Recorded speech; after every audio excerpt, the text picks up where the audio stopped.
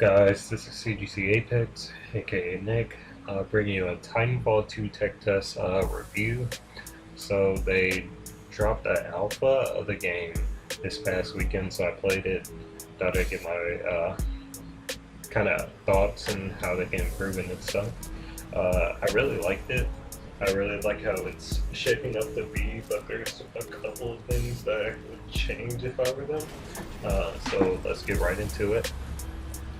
First of the modes, you have Pilots vs. Pilots, which is just an 8v8 with no time support. This is personally my favorite mode just because of how if you don't have like people to play with, it's really hard to kind of like synchronize when everybody brings their titans down, especially when you're playing against a team that's a party, because they'll bring all their titans down at once. While your team is just sporadically doing it and just ending up in 1v4s in Titan battles. So playing Pilot vs. Pilot, it's just basically 8v8 team deathmatch, which I really like. Next you have Bounty Hunt, which is kill enemies from two teams, one being like the neutral computer AI, and then you have an actual opposing team of actual enemy mercenaries that are the actual other team, and then you have to pick up the tags or confirm the kills for extra points. And then you have amped hardpoint, which is capture marked hardpoints to earn points over time. And then if you hold the hardpoint for an extra minute, you'll amp it up, which is basically it increases the point output that you earn from it. I think it's double, I'm not exactly sure. I didn't really like that mode, just for the fact that it played really slow. I think when I was playing, the top person in our match got 12 kills, which is not a lot. It was really campy. It takes a minute just to amp up your own hard point. I think if they kind of like shorten that to maybe like 30 seconds, I think it'll play a lot better. But those are all the modes that they had. Next we have maps. They only had two, well they technically had three maps counting the training map, but they only had two PvP maps. The first one is Boomtown, which was my favorite just because it played like an old Titanfall map.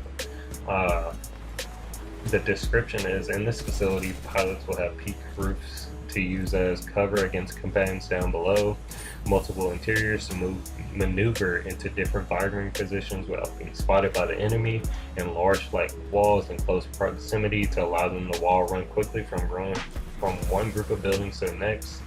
With tight lanes to the middle, Titans can be ambushed easily unless they head off on the main pathways into the surrounding fields to pick off enemy pilots. Like I said, I really like this map. It's a traditional Titanfall map.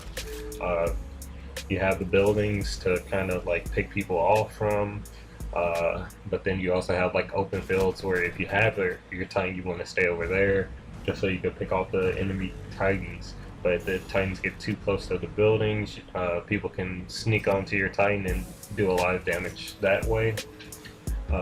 Next we have Homestead, which I really hated. I'll give you the description. Homestead is a series of raised rocky plateaus with a river running down the middle. Pilots are mostly safe from the Titans among the rocks and the trees. They'll also have caves and buildings to duck into when needed.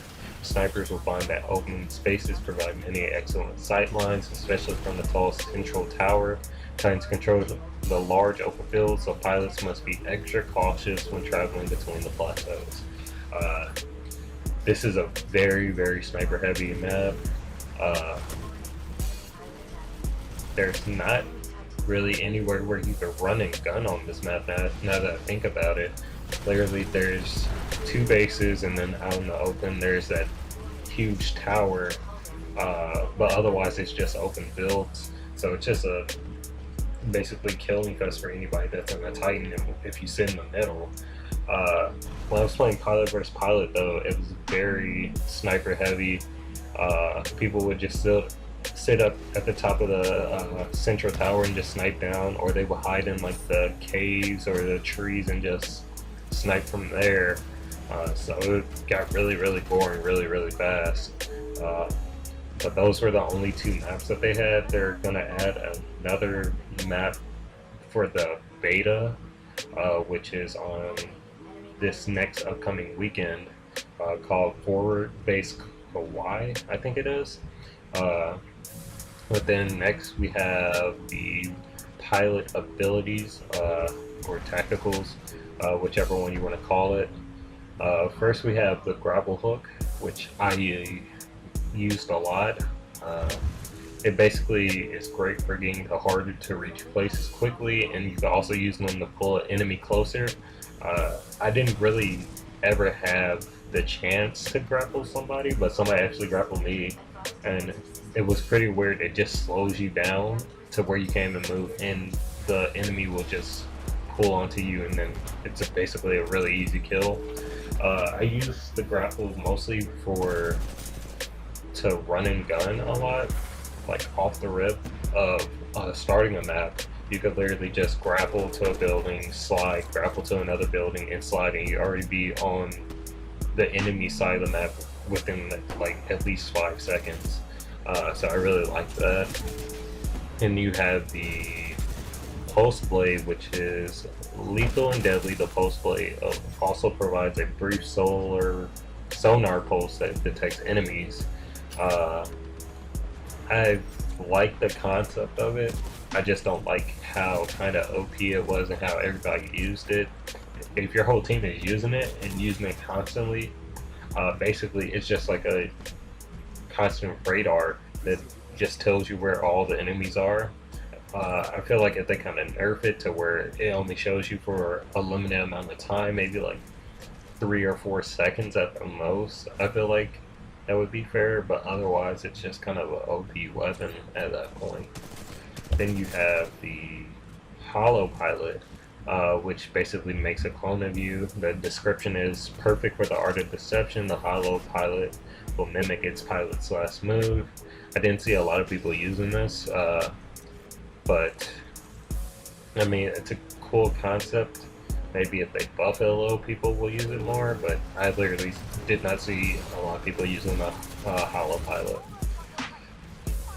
Then finally, we have the Stem, which provides pilots with a boost of speed for a short amount of time, quickly heals and restores players' health while activated, for escaping or entering combat-heavy areas with a brief speed and health boost. I feel like this is a good tactical. Definitely when you're trying to get away from people in this game, if you use the Stem, plus if you're really good at the wall running, you could get away from a lot of sticky situations. And the fact that it also gives you a heal boost if you're trying to rush somebody, that's definitely a great tactical to have. The only tactical that they didn't have this weekend that they will have next weekend is the Cloak from the old Titanfall, so I'm just hoping that's how it works, that you're cloaked until you shoot somebody, and that's when the cloak comes off. The next we'll talk about the weapons, which I have a lot to say about those. First you have the R201, which is the assault rifle. When I first used it, it was pretty good, especially if you have the kind of perk that gives you amped up weapons. It really melts, especially if you have good accuracy. I feel like the sights on it could be a little bit better, but overall I don't have really any hate towards it. It's a pretty good weapon, really reliable. The weapon that I really want to talk about is a car, which is the submachine gun. I feel like it needs to be nerfed a little bit. It has like the same range as the R201 would have, except that it does a lot more damage output. I would literally get the first shot with the R201 and then get melted by the car, so I feel like if they nerf it just a little bit, or maybe nerf the range if anything and keep the damage, I feel like it would be at least a fair fight at that point. Next you have the Spitfire, which I think is the same. I really have the same problem with it. With the car, it's just like you can spam a lot of bullets and still keep that accuracy that you have with it that you normally wouldn't get with a light machine gun. I feel like if they do the same thing with the range drop off, it'll be fine though. Hopefully we see that in the beta this upcoming week. Then you finally have the L-Star, the Crabber, and the Double Take, which are the snipers. I didn't see a lot of the L-Star, but the Crabber is a pretty reliable sniper. It's pretty much a one-hit kill. The Double Take I think might be a two-hit sometimes, but the Crabber was basically the sniper of choice. But then they're also going to add the EPG-1, the Mastiff, and the Alternator for the next beta. That's this upcoming weekend, like I said. And then I think that's it, except for that the actual Titanfall 2 game is coming out on October 28th. Like I said, it was a pretty fun game. Oh, I forgot about the Titans. Wow. So they only had two Titans. They had the Ion and the Scorch. The Ion one, they weren't really, I couldn't really tell the difference between them. The Scorch, let me give you the description. Scorch defends and controls tactical locations within every possible scenario. Scorch has an obvious and blunt way to control it. Fire is Scorch's primary source of defense and offense. You have the four kind of perks, which are Ordnance, Firewall, the name says it all, fires a directed wall of thermite in the enemy's direction. Then you have the Tactical, which is the Incendiary Trap, deploys flammable gas canisters, which can be triggered by the slightest spark. You have the Defensive, which is Thermal Shield, liquefies incoming artillery while dealing damage to nearby enemies. And then you have the Core, which is Flame Core, which creates a giant wave of fire that destroys everything in its path. It's a pretty good Titan for all those people that want to play like defensive, I guess. Then you have the Ion, which is kind of more the offensive one. It has pretty much the same perks, except for the special, I guess if you want to call it. Basically, instead of the wall, you get basically a laser beam of fire, which is, I mean, they're pretty cool. Hopefully we see a couple more Titans in the actual game, or maybe even the next beta. But let me give you a rundown of the Ion. His ordnance is a laser shot, which is shoulder mounted. This lethal beam cuts through anything in its way. So I actually got to use that. I think it's either the LB or the RB, but basically it's just you shoot a laser beam at either a Titan, or you can actually do it for a lot of the pilots too. When they're trying to rush you and you can't really get them with your main primary gun, you use that. That's just a one-hit kill and it shoots pretty fastly. Next you have the Tactical, which is a tripwire, which is a laser trigger explosive mine. So you can set that on maybe objectives, or even when a Titan is rushing you, you can kind of lead them into that.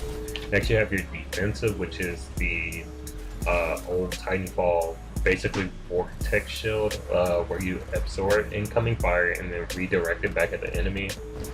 Then you have the Core or Special, which is the Laser Core, a deadly oversized laser beam fired from the chest of the Ion, incapable of stopping anything in its path. I really liked it, except for the fact that they don't say that it stops your mobility, which is a really big thing. Like, I would use it and it might hit the enemy Titan for like half a second before they move away, and you basically can't really move it that quickly, so I don't think it's honestly that good. And they don't have the Ronin in there, which is the third Titan that they actually released. I don't think they're going to release it during the beta either, but the Ronin is a hit and run specialist. He can do a lot of damage in short bursts, but his fragility makes it suboptimal to stay in range for long. His speed, combined with Arcwave's ability to slow, gives him the tools to get into and out of any fight. His primary weapon is a lead wall shotgun, as opposed to all the other Titans, which have like assault rifles. He has a shotgun. It's high powered, low capacity shotgun that bounces off of walls. His ordnance is an arc wave. Swiping his sword across the ground, Ronin creates an electric wave that damages and slows enemies hit by hit. Then tactical, which is the phase dash. Ronin dashes in a given direction, temporarily phasing out of the world, avoid incoming fire, and creating the element of surprise. Then you have the defensive, which is a sword block. Reduces damage taken and can be held for any amount of time. Then you have the core, which is sword core, where it empowers his melee and sword abilities and gives access to new sword attacks. Like I said, I don't think he's going to come out till the actual release on October 28th, but the beta was, not the beta, the alpha was pretty fun to play.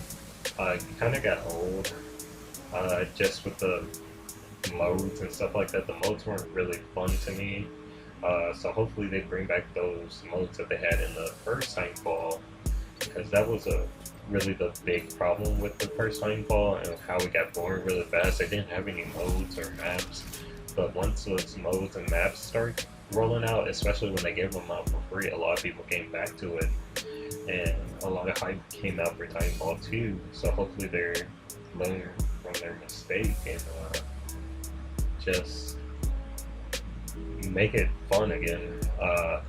I also like how they had like the groups that you could join to play with, so you can actually have people to play with that have some type of sort of similar interests.